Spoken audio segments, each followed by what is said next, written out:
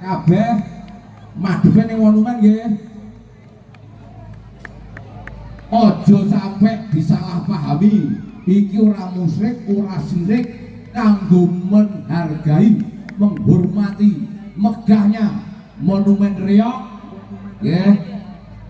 Kita menghadap ke sambung. Besok Riok-riok sak donya yen urung tau main neng monumen Sampung masih dadi juara siji ping 10 kuwi urung diakui Riok sing wis diakui dunia tak benda. Nggih kan? Setuju? Pokoknya aku ora ngerti piye carane kanca-kanca sing golek sandang pangan neng Sampung kene Riok kudu seminggu pisan kudu enek reyokan neng monumen Sampung. Ngoten nggih? Niku wonten sing jenenge dolanan wahana. Niku nggone Mas Chandra. Niku Mas Chandra niku garwane asline ya wong Ponorogo. Mas yo dudu wong Sampung tapi wong Ponorogo ing Kelurahan Kepatian Ponorogo Kota. Nggih. Niku diramekne supaya regeng. Ayo. Rada kudur Mas basa kurang arep tok. Dicontoh sing apik. Anggota keker gumerlaping jagat bisa sumelak mendung ing bumi Ponorogo